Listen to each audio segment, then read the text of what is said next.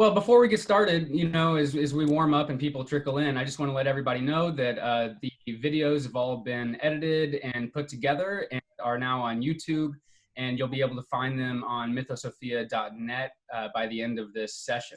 So check that out and check out all the other Myth Salons. Everything else is posted, including Romancing the Shadow with Connie Zweig. So before we get started and as we get started, I'll just try to make sure to keep everybody posted on the follow-up on the content that's getting posted so you can keep up with that.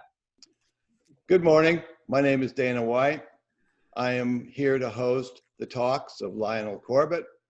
I'm here with my good friend, Dr. Gard Jameson, my friend and colleague, Dr. Linn, and I would welcome you today for our third talk in the series, Fundamentalism and its Relationship to Terrorism. I welcome Dr. Lionel Corbett. Thank you very much, Dana, and good morning. What I'd like to do is begin with a short description of the characteristics of fundamentalism, the psychological characteristics that predispose to terrorism. Say a little bit for the sake of several psychotherapists who I know might be listening about a few of the problems when you do therapy with fundamentalists, and then move to a discussion of some psychological aspects of terrorism. So let me begin with some of the characteristics of fundamentalism. All the Abrahamic traditions have fundamentalist wings to them, and they have some things in common. They all believe that theirs is the only true religion, or the only path to salvation, or something like that. They typically believe that they have special knowledge of the divine intentions because they have sacred texts that are infallible and they're in divine revelations. And at the extreme, they take a sacred text, such as the Bible, and they say that it has priority over even scientific matters like evolution or the age of the earth. And this is because they think they have special access to sacred knowledge. And this gives them a sense of self-righteousness and sometimes a sense of superiority, actually. And this can happen to the extent that members of other faiths or even more liberal people within their own faith are either devalued or sometimes even demonized. There are many fundamentalists believe that they have a tradition that should adhere to its original founding principles. And any time there's any kind of deviation from the original purity, something has gone wrong. So they often reject modernity. They don't like the moral relativism of modernity. They don't like modernity's tolerance of alternative lifestyles. They tend to have a rather punitive, sometimes sadistic image of God, and they're very concerned with religious purity, the control of thought and behavior, especially usually sexual and aggressive behavior and thoughts as well. This pursuit of purity is often a struggle actually with one's own internal badness or bad feelings. And sometimes fundamentalists are trying to get rid of internal badness through their ritual processes. But the problem from our point of view today is that if this internal sense of badness or impurity is projected onto other people, then these other people might be killed, so that they deal with their badness in projection externally rather than internally. Now, I've met some Christian fundamentalists who have a genuine fear that people who don't believe will suffer eternal punishment. So for them, evangelizing is thought to be socially crucial and important. That's one group. So they go out into the community. There are other fundamentalists, for example, ultra-Orthodox Jews who have the opposite position. They like to remain insular and isolated from mainstream society to remain pure. One of the conflicts that I've seen among Christian fundamentalists is a conflict between belief in a God whom on the one hand they say is loving and forgiving, but on the other hand, if they misbehave, this God is angry and punitive, and this causes them a great deal of tension. Interestingly, fundamentalists of all types are often dangerously militaristic. They're very willing to impose their own rules and structures of law and behavior onto other people. And there's a well-known relationship between fundamentalism and violence. And this gets very toxic when the fundamentalist point of view becomes intertwined with politics. One of the interesting paradoxes about fundamentalists is that although they're very often very pious and they want to save souls, many of them are also very interested in territory and the acquisition of money and power. Their leaders in particular are interested in wealth and power. So we find that a lot of fundamentalists are very expert at fundraising and marketing and social media and advertising and that kind of stuff. Okay, so what are the sources of this kind of fundamentalism psychologically? Well, that one traditional answer is that fundamentalism is a reaction to globalization, to science, the rise of feminism, the decline of religious belief. Those are typical responses. But I think those kind of external factors don't take into account the inner world of the fundamentalists, the psychologists, the psychology of the fundamentalists. These are people who don't like uncertainty. They don't like complexity in their understanding of their religion or of the world. They like to have a clear set of beliefs because then they can soothe very important anxieties like death anxiety and so on. And so what they do is they oversimplify very complex situations into simple binary oppositions like good and evil. And what that does for them is it creates order out of chaos. It reduces uncertainty. And it allows for a very predictable worldview that's free of doubt. And so because of this mental mechanism of splitting into good and evil, all good and all bad, they feel a sense of mastery and clarity. Instead of feeling powerless or confused, they have a very clear idea of what's right and wrong. And many of them, as part of this splitting process, will devalue the present situation of the world and hope for a glorious messianic future when everything will be put to right. Now, because they need certainty and clarity, they typically reject any approach to their sacred text that's metaphorical or symbolic or allegorical. They typically insist on the literal meaning of the text, and they only allow an interpretation of the text from a doctrinal point of view. So they won't take a religious symbol symbolically or metaphorically. They want to take the symbol literally and freeze its meaning. They want truth to be single. They don't like questioning of their beliefs. And sometimes this leads to a kind of hatred of non-believers, and that sometimes leads to violence, which can feed into terrorism in the extreme. Why do they have this antipathy to non-believers?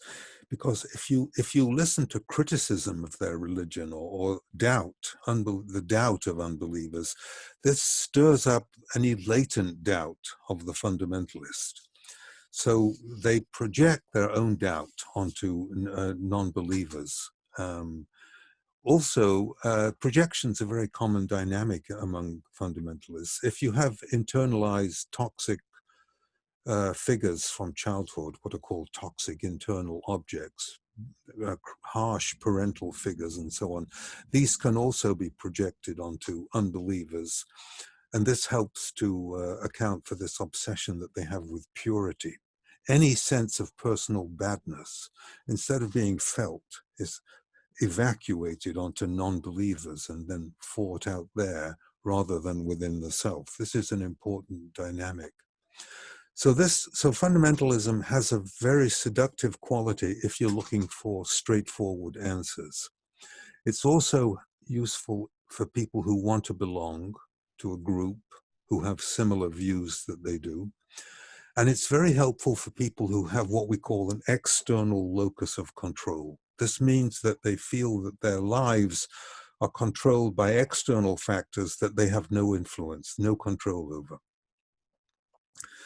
They're very often hungry for someone to idealize. That means they're looking for someone who give them a sense of goals and values and a direction in life because they can't find those things in themselves. So because of that, they tend to be attracted to charismatic leaders and to groups that demand allegiance and sacrifice and loyalty, all for the sake of an ideal that they can live up to, that will give them a sense of direction and meaning in life. Now, fundamentalists have built their life on a narrow religious structure and a narrow system of beliefs. Sometimes they've internalized this system from childhood. So they've been heavily conditioned to believe the teachings of their tradition. If they've had a childhood which has led to a very fragile personality, a fragile sense of self, they don't have what we call internal psychological structures, like the ability to control anxiety, or the ability to control impulses, or the ability to develop a sense of direction in life.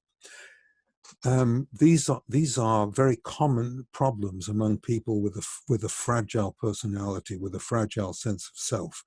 And then what happens to fundamentalists is that the structures of the tradition, what the book says, substitutes for these missing internal structures. So if you have a fragile sense of self, you rigidly adhere to external beliefs and ideas and practices, and that helps you maintain the cohesion of your personality. It helps to control anxiety if you know exactly what to do because the book or the teacher tells you what to do. You can fall back on an external set of rules and regulations like the ones in the sacred texts and the huge theological superstructure that's built on the sacred text. Also, belonging to a group of people who share your beliefs and mirror your values, reflect back to you your values and tell you that they're important and that you're valuable because you have those beliefs.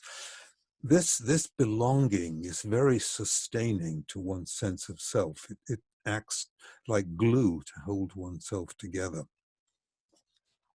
Many of these people need to belong to a group because they have what are called twinship needs, or sometimes called alter ego needs, which is the need to feel that I'm like other people. I'm not an alien who's alone.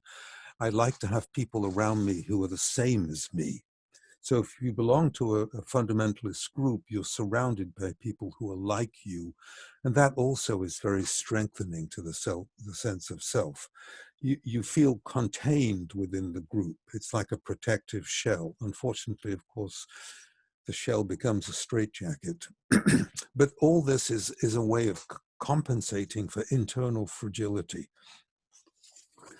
Now, if you do have these missing internal self-structures, pardon me, the difficulty controlling anxiety and so on,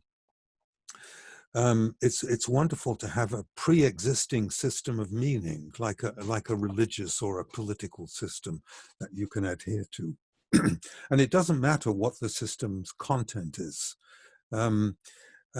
You find intense fanatical belief among religious ideologues, political ideologues, and these kind of beliefs are used to hold oneself together, to stimulate oneself. They become like an addiction. The beliefs become like an addiction, which ward off deadness or ward off emptiness if you have a fragile sense of self. So that's one of the reasons that it's hard to deal with fundamentalism. The fundamentalists believe have these very important psychological functions. Now, the psychoanalysts will dismiss the fundamentalist religious beliefs as illusions based on a wish, That was Freud's classical view. Jungians more typically see fundamentalism as the result of possession by some kind of archetypal image, like the archetype of the apocalypse or something like this. We saw that very clearly in the case of ISIS, which subscribes to a medieval form of Islam that believes in a day of judgment. I'll come back to that, but typically the ISIS members will read their sacred text very literally, and that's why they've revived ancient traditions like slavery and so on. And just like the psychology is the same as among Christian fundamentalists, the ISIS commitment was to bring about the apocalypse. And this is a very typical example of the way in which fundamentalists will adhere literally and rigidly to what is really a mythic image with no modification by ego or by thinking. That's what I mean when I say they've frozen the symbol. Fundamentalists also are very tribal. They like to divide humanity into us and them, our goodness versus their evil. That's another example of a kind of a primitive splitting phenomenon. We are the saved or the chosen ones. You are the ones which will be damned.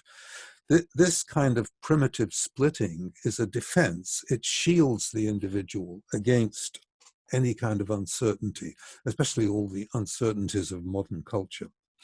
The problem with it is that it radically separates fundamentalists from other people, leading to the development of separate schools, separate communities, all for the sake of safety from a godless world, no television, that kind of thing. So I think this a very high level of anxiety, which is projected onto the modern world, accounts for the fundamentalist preoccupation with apocalyptic imagery, the end times, and so on. The sense that we're approaching the eschaton, the notion that the world events will come to a climactic war of good and evil. This archetypal image of a final day of judgment is found in all three of the Abrahamic faiths. So what we've seen is that fundamentalism brings a sense of certainty, and this simplifies some aspects of life because we have, the tradition will give you preformed answers. Instead of having to think about life's difficult questions and quandaries, you go to the book or you go to your spiritual teacher and you have a preformed answer. It simplifies everything. Of course, they pay a tremendous price for this illusion of certainty. They lose individual decision-making. They lose the ability to express their spirituality in a personal way. They have a very narrow view of life. They have a very restricted imagination. And they also, I find, they oversimplify their approach to human nature, and they oversimplify human relationships. And in particular, they don't trust spontaneously occurring religious experience if it doesn't coincide with what they've been told to believe, if it doesn't conform to orthodoxy. In fact, if they can have a very authentic religious experience, but they'll consider a numinous experience, but they'll consider it to be demonic if it's not traditional. So what they're trying to do is maintain what we call cognitive simplicity. And this is a way of defending against very powerful drives like sexuality and aggression and painful affect states. It helps the individual cope with painful affect states. And so what happens is that normal sexual feelings, normal aggression or anger become sources of guilt and shame. And if they have any tendency to low self-esteem because of developmental difficulties in their family of origin, they have tortured feelings of being sinful and bad because of ordinary feelings of sexuality and aggression. And this makes them see human nature as fatally flawed and in need of redemption. That can only be achieved through the rituals and the prayers and the sacraments of their particular tradition. Otherwise, we're all condemned. And many of them in an attempt to control their own impulses, will try to control other people. They try to control other people as a way to vicariously control their own impulses. In the process, they split off personal shadow material. They project it either onto non-believers or onto the devil or the Antichrist, and so on. And these splitting and projective defenses are very tenacious, and because they're protecting a vulnerable sense of self. I've met a few fundamentalists who have a tremendous sense of superiority because they think that they have special rituals and prayers that are what are called apotropaic mechanisms. That's a word that means they ward off evil. They bind anxiety and they protect him from the devil in a way that other people are not protected. But some of them are actually plagued by anxiety about the devil, or a fear of going to hell, or a fear of divine punishment. They have quite severe anxiety about this sometimes. And I've never been quite sure whether anxious people are particularly drawn to fundamentalism to cope with their anxiety, or whether fundamentalist teachings just induce anxiety in predisposed people. But I have found that they're very preoccupied with shame and guilt as they struggle with their sexual and aggressive feelings, or because they feel they're not living up to the moral standards of their tradition. I've met a few fundamentalists who are actually very hopeful, and they say they're hopeful because they have this eschatological hope for the future, but they have to believe that they're good enough to participate in it. Now, another very interesting characteristic of fundamentalists is that they almost uniformly, they see men and women as unequal. They prevent women having political power, and they often will control or prevent the education of women to the same level as men. This is true in secular matters as well as preventing them studying sacred texts. Most fundamentalist societies will try to tightly control women's sexuality. Why? Because the control of women, I think, occurs because sexual desire reveals an area of weakness in men. Sexual desire gives women power and threatens omnipotent defenses, which they need, as I mentioned before, they need to hold themselves together. So they're controlling women to prevent their own shame at their need for women and at their sexual feelings. And of course, almost all of them can't tolerate homophobia, and they will use their religious texts to justify their homophobic behavior. Actually, it's really a personal anxiety of their own that they're using the sacred text to justify. And you see things like the biblical injunction that tells women to submit to their husbands. I think that's in Ephesians 5, perhaps. And they use that kind of text to rationalize misogyny and even to rationalize sadistic behavior. I found that a lot of fundamentalists have a history of trauma. And I found that some of their born-again experiences are actually an attempt at healing early trauma. And the fundamentalists who were traumatized in childhood are very drawn to mythologies like this end times mythology, which anticipate a final destructive battle between good and evil. They get a lot of consolation from this kind of mythic imagery of the end times, looking forward to the advent of the Messiah or a day of judgment, because then all wrongs will be righted and everything that they've unfairly suffered will be compensated for. So this is very attractive mythology. Now, when you're raised in a fundamentalist culture or family, you often have a very strained and authoritarian and somewhat suspicious outlook on the world. Religious fundamentalists tend to be, by and large, politically conservative. They tend to be authoritarian, and many of them are actually anti-democratic. Many suicide bombers show personality traits characteristic of what's called the authoritarian personality. Excuse me. The authoritarian personality is somebody who shows a rigid adherence to conventional values, submission to authority, typically, a lot of aggression, the projection of their own difficulties onto an out-group, which they feel justified in attacking, sometimes in a terrorist way. They're very concerned with strength, and they devalue any kind of introspection. They're not interested in the inner life or the inner world. And a lot of Middle Eastern terrorists seem to be raised in fundamentalist groups that foster these kind of attitudes.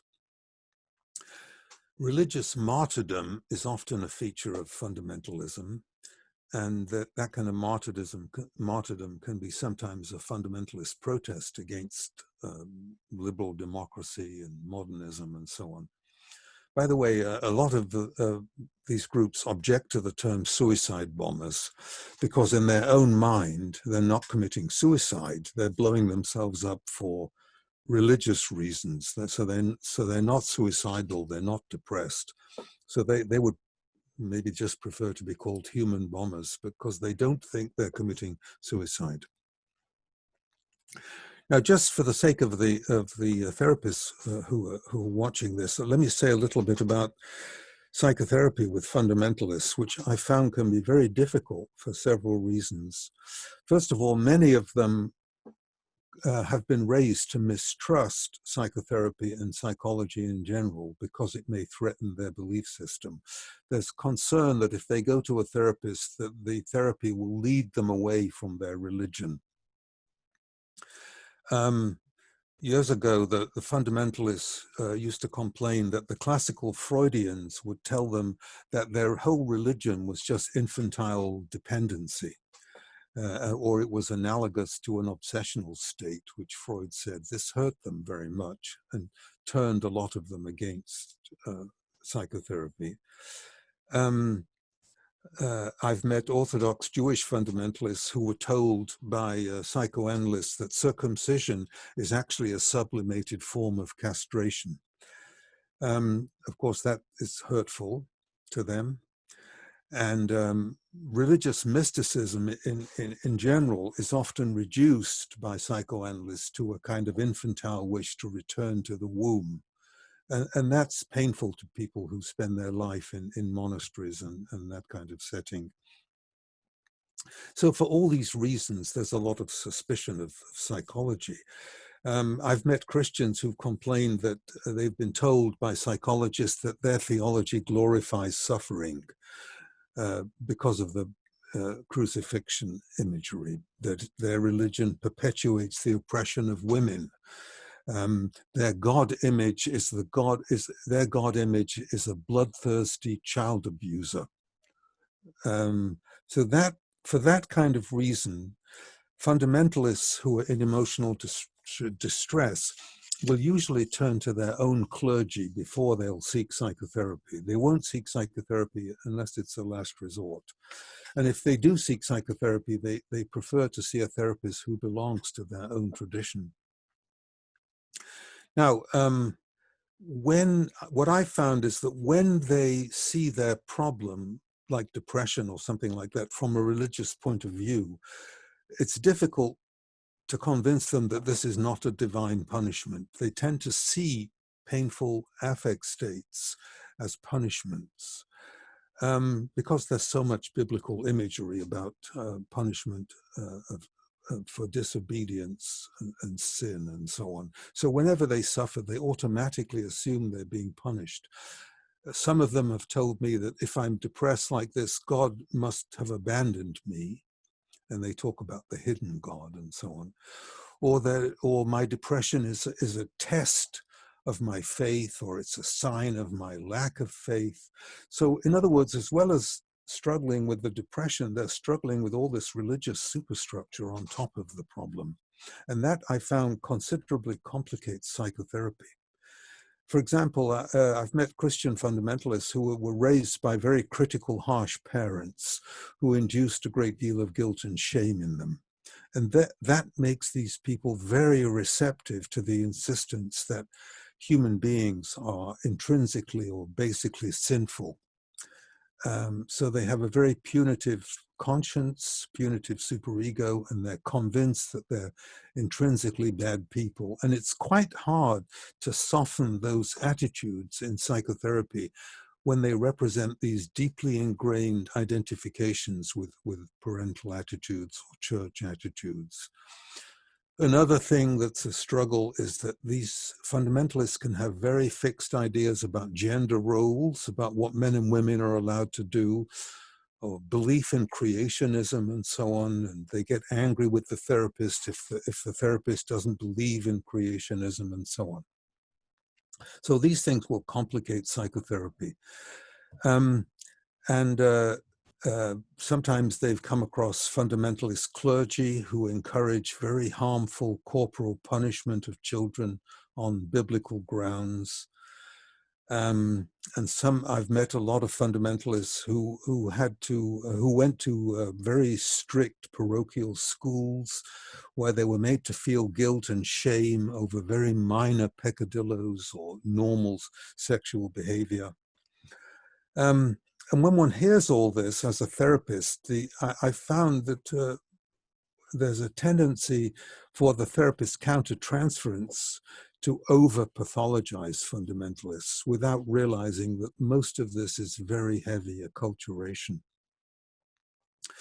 So I've found it sometimes difficult to know whether I'm dealing with religiously motivated asceticism or somebody who's just a masochistic character disorder. They can overlap or be difficult to disentangle. So I found that it requires a lot of tact to work therapeutically with fundamentalists without prematurely challenging his or her belief system, without challenging his sense of identity or challenging his loyalty to the family or to the tribal group. I found one or two people who just cannot tolerate that kind of discussion. And if you're using an ingrained belief system to sustain your sense of self, to maintain hope, to cope with anxiety, you have to be extremely tactful when you talk about religious belief, and you have to wait until there's a trusting therapeutic relationship. Otherwise, you get a lot of premature termination or shame or something like that. And I've met people who left their fundamentalist religion many years ago, many years before entering psychotherapy, excuse me, but they have this residual traces of the early conditioning which still plague them and persist, especially with regard to sexuality and the proneness to guilt and shame. That I found can remain problematic for a long time. So recovery from fundamentalism can be difficult and prolonged, and it can lead to a syndrome that I think therapists should know about called the shattered faith syndrome. And that produces depression, isolation because of estrangement from the family and the church that they left, sometimes loss of a sense of direction in life and a great deal of self-doubt. And I found that many fundamentalists become very skeptical about all belief systems. They hate any kind of organized group that requires commitment because they've been so badly burned. So the therapist has to support the individual search for alternative sources of meaning, or sometimes a more liberal religious tradition. Okay, so let me now move to the issue of how all this plays into terrorism. And by terrorism, I just have the usual way of thinking about this. I mean the use of violence against civilians to achieve political or ideological or religious goals or purposes. This is not a new phenomenon. It goes back to antiquity. It's very well known. The terrorists will plan operations to shock and to impress and to intimidate. It's always been this way. So they want to get they want to produce enough violence to get the attention of the public, of the government, of the media, and so on. And they want to make the target population feel very unsafe and create a sense of vulnerability. Basically, the terrorist act will give the group a sense of power that's disproportionate to their actual political or economic influence. That's one of the reasons they use terrorist tactics.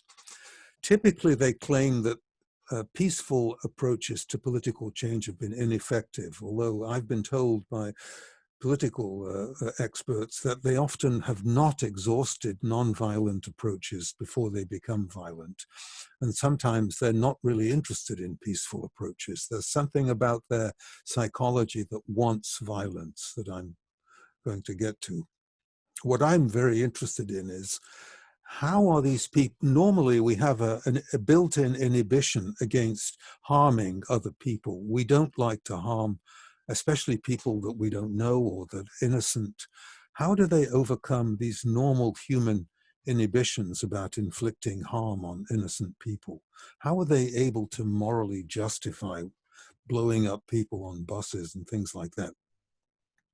So what I'm interested in is, it's obvious that there are historical and social and religious sources of terrorism, but I'm interested in how those sources will interact or become integrated with the terrorist psychological processes. I should parenthetically mention here that, one man's terrorist is another man's freedom fighter. It's the target of the terrorist group that designates the group as a terrorist group. If the people whose interests the terrorists are representing will see the group as heroic. There are many examples of that. When India was struggling for its independence from Britain, the Indian leaders were called terrorists by the British. They were called glorious martyrs by the Indians. Hamas is viewed as evil by the Israelis, but they're supported by many Palestinians. Yesterday's terrorists become today's hero. Menachem Begin was quite violent in his struggle against the British. Later, he was revered by the Israelis. Yasser Arafat was the leader of the PLO, which the Israelis considered to be a terrorist organization, but he was regarded as a freedom fighter by Palestinians, and so on. So much of this designation is a matter of one's point of view, but there still remains the psychological issue of how they can do what they do. Now, part of the problem here is that there's a very wide range of different types of terrorist groups.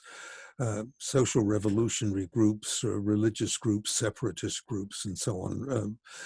The religious groups will see non-believers as evil, and they will usually attack people who don't share their faith.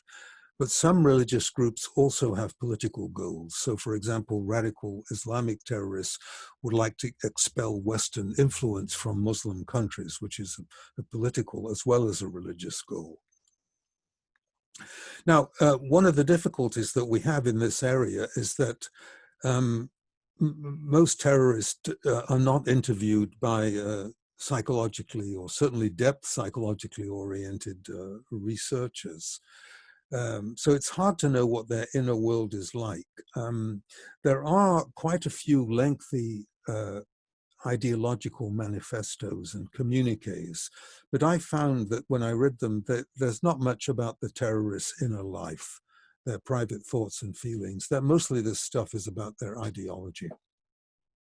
And that's true of memoirs by Begin and people like that. It's descriptions of the causes and so on. So we don't know much from that material about their inner life. Some of them have obvious reasons for being terrorists. They're not particularly psychological. The state has failed them. The state has persecuted them. They're avenging the death of loved ones. They're fighting for their community, ethnic conflict, and so on. But of course, all these people have an unconscious, okay?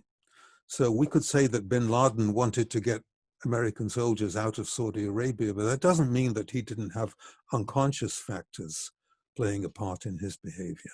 So what would these unconscious factors be, as well as the social and political and religious and historical sources? I don't want to forget those.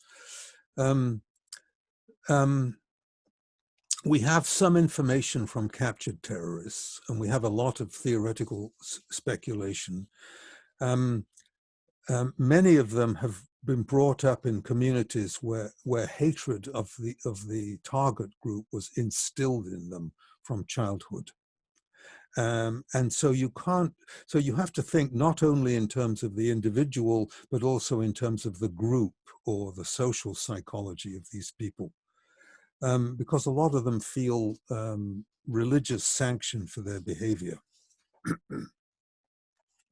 And the group is very important. The individual's personality fuses with the identity of the group.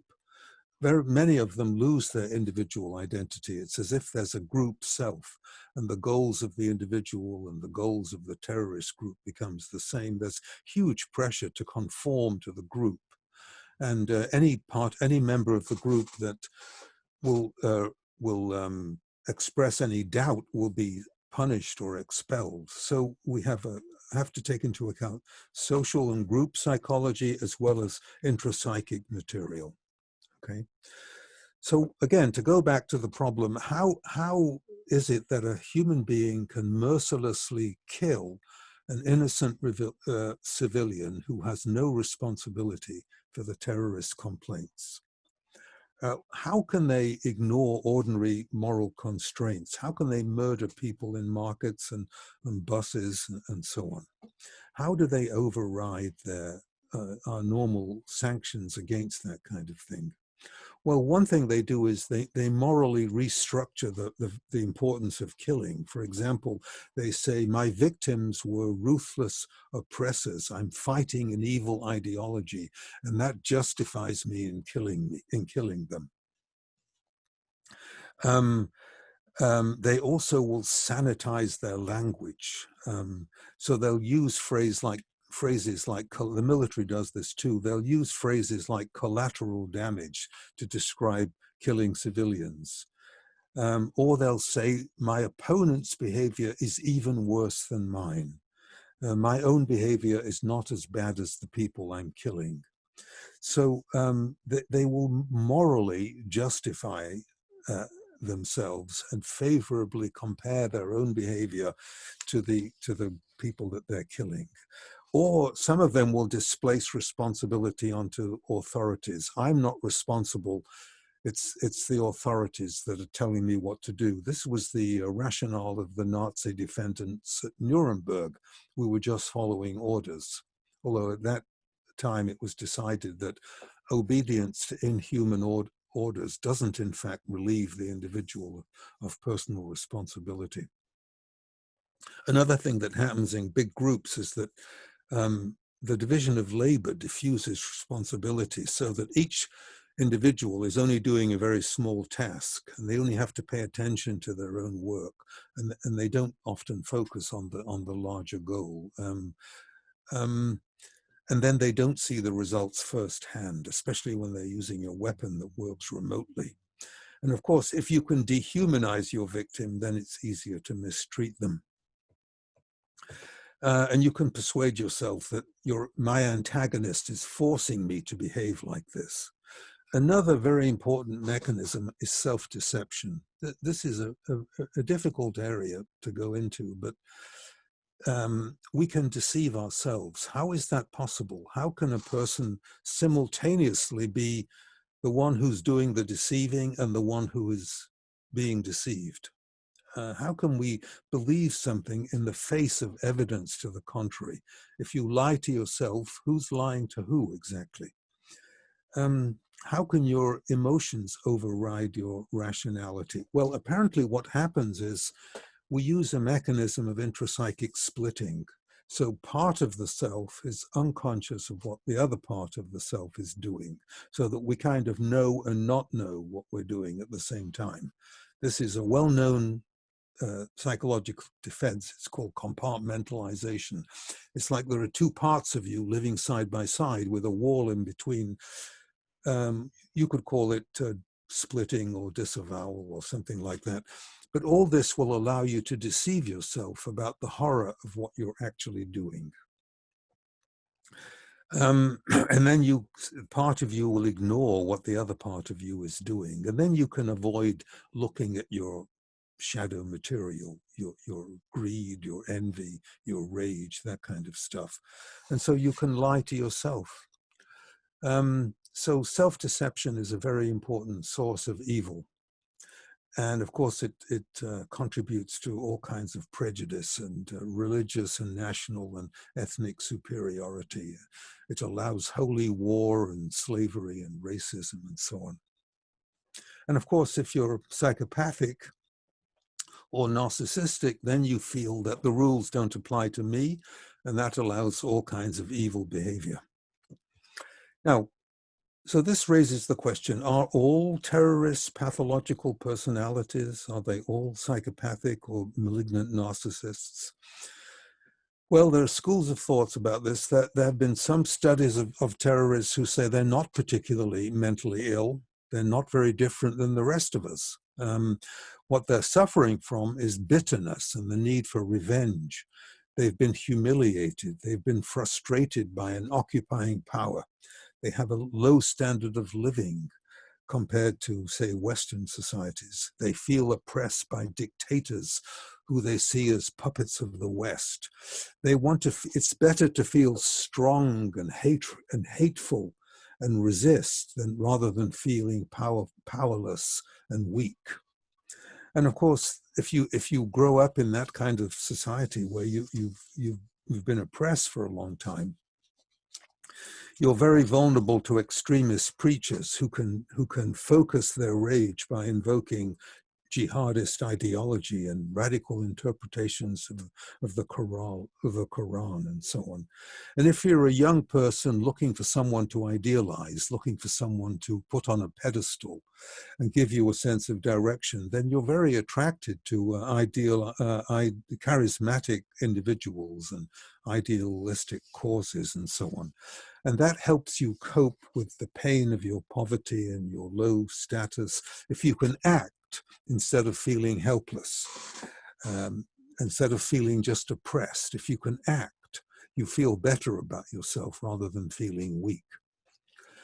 So some people say, given all that, these people are not particularly abnormal. It always seems to me, however, that I think they must be suffering from some kind of psychological issues. Otherwise, they couldn't carry out the mass murder of civilians. So I think, based on people that I've seen and what I've read in the literature in this area, that these are often people who were quite badly traumatized and abused in childhood. That they are people who grow up mistrusting others, hating the feeling that they're passive, dreading any violations of boundaries, that kind of thing. So what they do is they turn passive into active. Instead of being a victim as they were in childhood, when they grew up in violent cultures where they were victimized, they victimize other people. By devaluing other people, they support their own self-esteem, and they suppress their moral feelings, and they justify antisocial behavior and cruelty. They've often been raised to see the world as bad and dangerous because of childhood deprivation and privation, so they're often paranoid. And they rationalize their tendency to violence with political explanations. So they're drawn to terrorist groups by economic deprivation, loss of territory, loss of civil liberties, and so on. And all these factors will mobilize narcissistic rage, which is rage that wants revenge when the self has been hurt. And that will help them lead them to joining a terror group. And then any sense of weakness or passivity is split off and projected onto an outside group. And as I said before, the group sustains any vulnerable members inside it. If you're with a group of like-minded people, you feel supported. It's very helpful. You're part of a group self.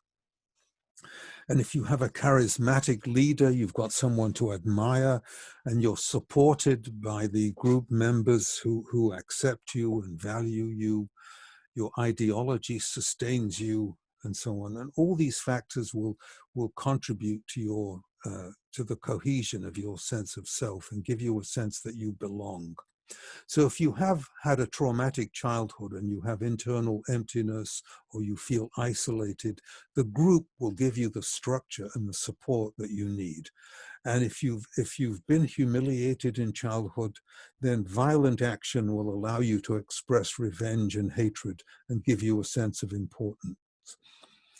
And of course, being part of a terrorist group is exciting. You can display courage. You can have a sense of power and that kind of stuff. So I don't think politics and religion alone will account for terrorism. For example, it wouldn't account for the way they treat women. It wouldn't account for why they want to enforce their theology onto other people. They must be suffering from, I think, from a complete lack of empathy. I don't think that would be the result of political injustice alone. I think they must be people who've had infantile neglect and abuse. And I think they have a great deal of hostility and repressed fear, especially fear of women. I think they brutalize and demean women to overcome their own pathological rage and anxiety. Most of the people who despise women are terrified of women, and they're getting vengeance. They are sometimes displacing onto women the rage they felt towards mothers or other women early in their life who neglected them, and so on. So misogyny is very common among these terrorist groups, partly due to social indoctrination that devalues anything feminine. Any kind of male weakness in these groups or any kind of emotional need is equated with a kind of emasculated effeminacy. So that misogyny in terrorist groups represents men's dread of helplessness and neediness that's displaced onto women. I don't know whether you would like me to go on or stop at this point and have a discussion. How do you feel about that, Dana? I was going to talk a little bit about the psychology of terrorist leaders, but I have a we could. Yeah. I think that this really does tie into the talk that we had at the last Myth Salon with Connie Zweig, who has actually come forth, and I'm going to open up her mic, and let's see if we can talk about the shadow side of what comes forth and why somebody would be motivated to do acts of terror, and why they would become a fundamentalist. What part of the psyche? Well, that's what I've just been trying to. That's what I've just been trying to explain. Right. That was my initial question. I think, yes, Lionel did a fabulous job of that. I think it's about the split off shadow part. So I'm using the word shadow, but you know, Lionel described compartmentalization and splitting and all the defenses where the shadow material, how the shadow material gets repressed, and then it gets projected onto the other who becomes the enemy. There is, I'm so glad you unmuted me because I was thinking of emailing Lionel about this. I think there's another dimension, Lionel, which I wrote about in Meeting the Shadow of Spirituality. The original title of that book was The Holy Longing. And I think that there is a valid, and I would even almost say universal, yearning in the human soul for transcendence, for evolution. Yeah. And that what happens with fundamentalism is it gets concretized as yearning for the other world, for heaven, for the garden, for Yes. salvation, you know, for sitting at the hand of God, or for Islam in the garden. And that yearning or holy longing, which Goethe called it, fuels. It's totally, it's unconscious. I mean, it's in the dogma. So in some ways it's conscious. That's why they reject the word suicide. Mm-hmm. Because they're not killing themselves. They're going to be sitting at the hand of God. Yeah, no, I completely agree about the holy longing. I think it's very important, but I'm not sure that explains why they will be willing to blow up other people. Well, that's what you were describing as the unconscious identification with the dogma, the belief in we are right and they are wrong, they are infidels and they are not worthy of life. I'm going to make a stretch. This is very speculative here, but I think part of what's going on during the virus is that evangelical Christians see the end of the world, see the end of days, and they believe they will be raptured to heaven, and they're willing for other people to die of the virus. So there's this connection between their eternal life in whatever religion and everybody else's physical death. They're like somehow intricately intertwined there. Yeah. We saw this very much in the case of ISIS. And the problem,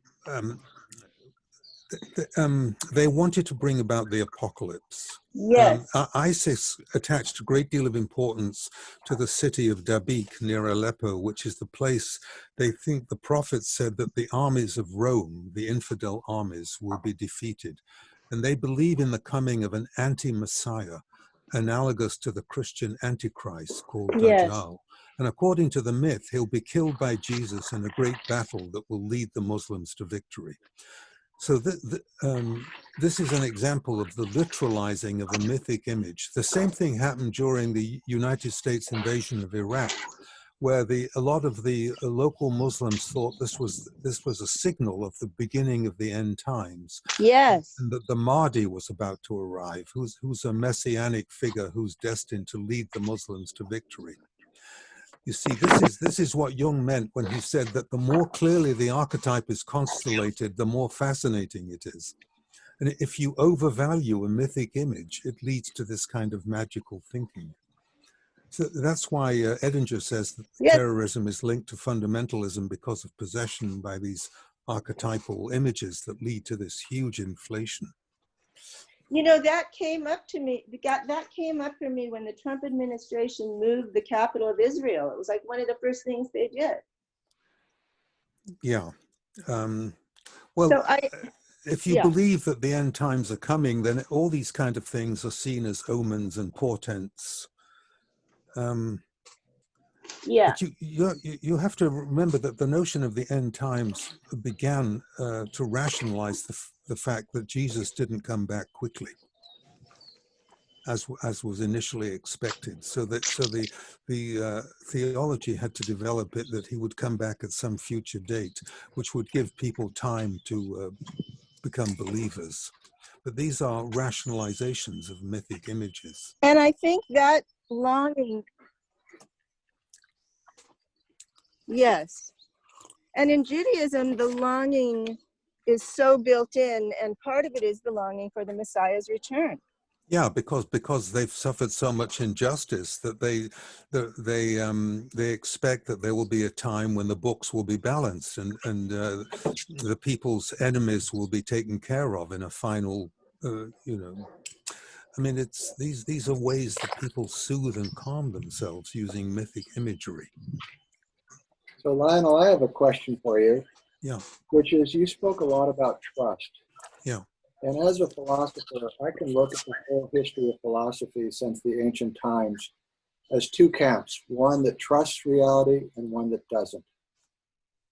And what's fascinating to me about fundamentalism is there seems to be an underlying lack of trust. in the overarching structure of things, and therefore externals are relied upon.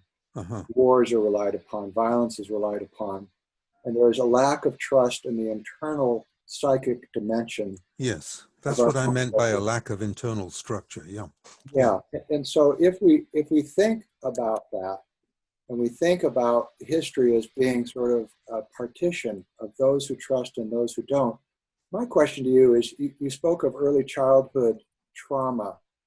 Last week I was on a webinar, and the suggestion was that this stuff is genetic as well, that it's carried over the generations. In fact, there's something called post-traumatic slavery syndrome, where again, there's a genetic kind of predisposition, an awareness of oppression and how we respond to that oppression. Could you speak to that a little bit? Yeah. This is the whole field of epigenetics, yes. where trauma of one's ancestors is genetically transmitted, so that the trauma activates genes that would otherwise have remained dormant. Right. So that the children of Holocaust survivors and the grandchildren of Holocaust survivors can vicariously experience something of what their forebears suffered. And this is true among, as you said, among people who've been slaves and so on. So this is well documented now. Right. And so if we look at certain historical situations, say the Middle East, there was a period of time where the Middle East was fairly calm. But then something triggered this quality of response, this violent response. And what is it that creates that kind of triggering mechanism within the individual or within the culture?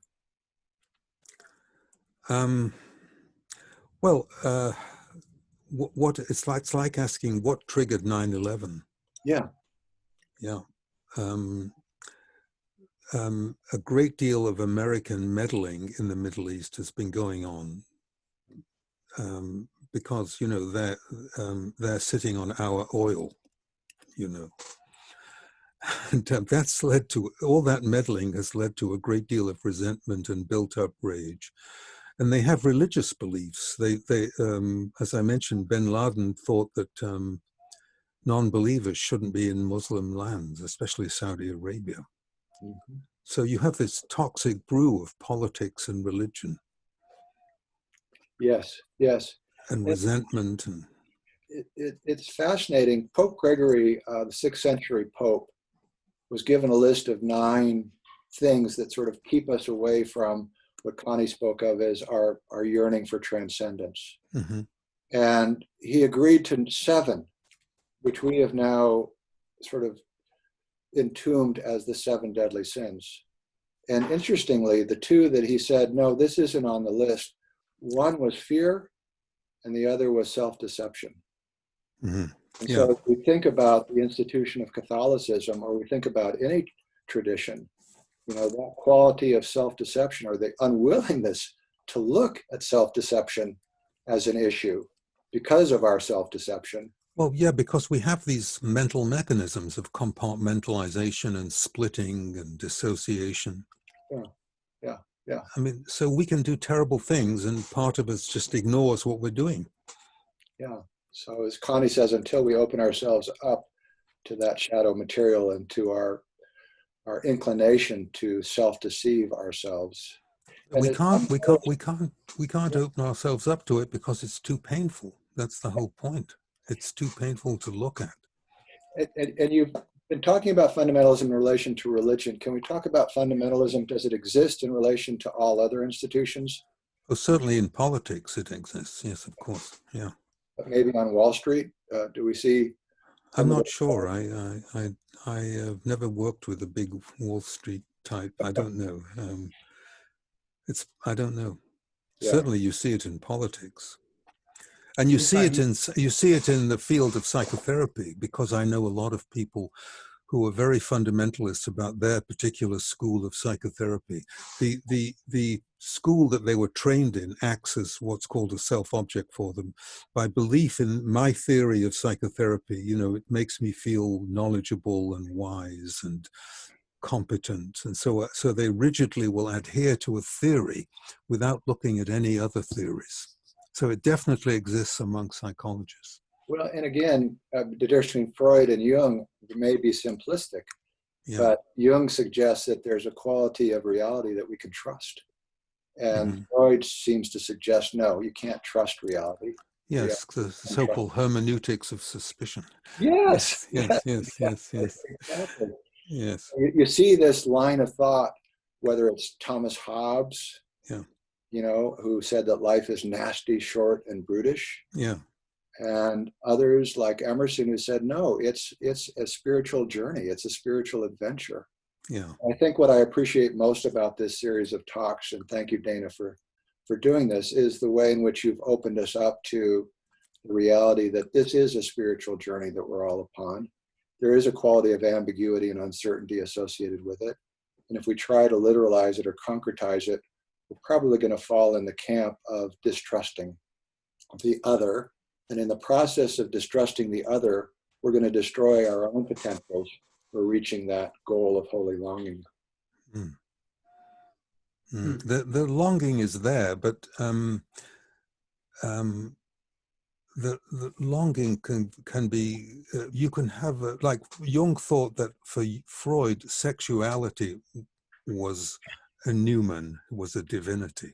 Right. So your holy longing can be diverted into other channels other than the divine itself, Right. which Right. can become God substitutes for you. And somewhat narcissistic. Okay. Yeah. Oh yeah, yeah, yeah. But I mean, political power becomes a God substitute, or money becomes a God substitute. Well, Jung says whatever is the highest value in the personality is your God substitute. I think he says that somewhere. So the holy longing is once a blessing and a problem. Depends how it depends on its goal. Well, again, it strikes me that after what you've shared this morning, which was so wonderful, that this is just part of the human condition. It doesn't actually find itself only in religion or in politics. It finds itself in the human psyche as sort of endemic and carried across generations, as you say, epigenetically. Yeah. So, Will, do you have any questions, thoughts? Yeah. You know, first of all, thank you. I've a lot of thoughts and a lot of questions. I'll be processing this for a long time. And I'm also thinking about some of the previous talks from these previous conversations when you were connecting the relationship with religion to people's relationships with other people, to parents, which can become relationships with lovers and all these types of things. So I'm also really interested in the psychology that you're presenting around fundamentalism beyond necessarily just the religious context. And I was listening to you say that a post-fundamentalist that gets out of a religion can come to hate any kind of belief system. Yes. And I also heard you say that the fundamentalist structures can continue and is a kind of hangover almost after you leave a particular fundamentalist perspective. So the question I have, and I also suspect, you know, that this all applies on a cultural level as much as an individual level. So my question is it possible that we as a culture are in a post-fundamentalist, anti-religious belief, anti-belief in anything state as a culture after World War II and what came before it? And is it possible that we have become fanatical in our commitment to nihilism and deconstruction? And is it possible that we've actually come to project our hatred and our own shadow onto anybody that believes anything? Oh, wow, well, that's a huge question. Since the Enlightenment, the influence of religion has been slowly fading, and more so in Europe than in America. There's a strong fundamentalist strand in America, much more so than in Europe. But I think most of America has become secular, hasn't it, rather than religious. Right. But I'm not, I guess there's some research on this that I'm not familiar with. I don't know the numbers, so I don't quite know how to answer you in terms of numbers. I would have let me just use the example of the Twin Towers. You know, there's a notion that the tallest building in a culture represents the temple of that culture. So the trade towers were the tallest buildings. So that was the god of the culture. Which is a god of nihilistic, put money first, where there's no complete cultural relativism that supports a commitment to greed. And that's what I'm seeing as a culture that has fallen into nihilism, which gives you nothing between yourself and greed. And so I see, and narcissism. So I see that we're in a narcissistic culture grounded in nihilism that's a reaction to belief and has become fundamental. Yeah, well, if you give up the traditional religions, what are you left with? That's what I was trying to talk about at the beginning of this series, when we were talking about Jung's approach as an alternative to the loss of traditional religions. I think somebody else wanted to come in, but I don't remember who it was. Yeah, it occurs to me that the rise of cults of all kinds, Asian-oriented cults, Scientology, even, extreme Mormon, polygamous cults, all kinds of cults, in a way maybe rose up to compensate for what you're describing, Will. The loss of belief and the sort of epidemic of the loss of faith. And so we see these extremes. What I really want to point out is I'm not so interested in reaction to loss of faith. What I'm interested in how the people that have lost faith have become as fundamentalist in their own way as the people who had it. Well, I kind of look at this developmentally. There are stages of development. People who are in pre-rational stages, which is what we're talking about today, run by, the more primitive parts of the brain and so forth. People who are in rational stages, like scientists, I think are also in a way, I don't want to say brainwashed, but in possessed by a worldview and the archetypes in the worldview. And then when we go post-rational, the same thing happens. So if you look at it in stages of awareness, you might be able to see it in a little bit different frame. Yeah, very nice comment. Yeah, Rabbi Rami Shapiro suggests that it's similar to game theory, that what we have is a culture of winners and losers. It's this splitting you talked about, Lionel. And he said, paradoxically, what you have in every culture is what's called the golden rule. And the golden rule says, using game theory, that it's a win-win proposition, that we don't win unless the other wins. Martin Buber put it as I, thou. If we turn the other into a transaction or an it, objectify them, then we ourselves lose, as do they. So the paradox of fundamentalism to me suggests, yes, we believe in this golden rule. We believe in compassion, but we are going to use this word winners in a way to suggest that there are losers. And we are deeply committed to them losing, to the other losing, in order for us to win. This is the paradox to me. So Lionel, do you have any closing comments as we wrap up today? Well, just let me make the point that all religions use this splitting defense. You're either saved and the others are not saved, or you're chosen and the others are not chosen. And if you're saved, you'll be okay. And if not, you'll go to hell. I mean, that begins very early on. I mean, it just seems to be some primitive human mechanism that we all suffer from. Would you rather be chosen or saved, by the way? Yeah, well, and maybe not so much in Taoism or in Buddhism. There you're just ignorant or not ignorant. You're just ignorant or not ignorant. And, if you're ignorant, then, mercy and compassion is the only response that we can have. But in the West, the response is, okay, AK-47 or a missile. And that to me strikes me as the different ideology of Western as opposed to Eastern, where in the West, we can say truth is contained within the cover of a book, the two covers of a book. And that to me becomes a kind of nihilistic perspective, as Will was talking about earlier. The Abrahamic traditions are all very violent. They Yeah. always have been. Their sacred texts have a lot of violence in them. Yeah. And that's been a very damaging aspect of the Western tradition. Very unfortunate. Damaging to women, damaging to the body, damaging to the earth. You know, they've just done a great deal of damage. Yeah, and one of the participants has just mentioned Elie Wiesel, who again suggested that genocide and all these things come out of this kind of splitting.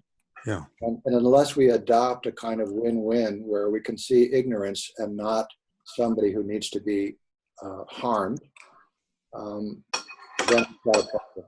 So again, Dana, thank you so much. I think we're coming to the end here. I think we're pretty close. Thank you very much, Lionel, for a wonderful morning this morning, and for adding to another of the talks of Lionel Corbett. I'm touched by our own tolerance of one another to explore the inner workings of our own human psyche as a way of healing the community that is living beyond us, that ultimately transacts with the entire world and all of existence. If we're going to heal ourselves, what we really need to do is work together. We're all in this together. We're going to come out of this together. And projects like the talks of Lionel Corbett are a healing mechanism. They draw us together. Lionel, you have so much to say, and we thank you very, very much. Thank you for arranging this, Dana.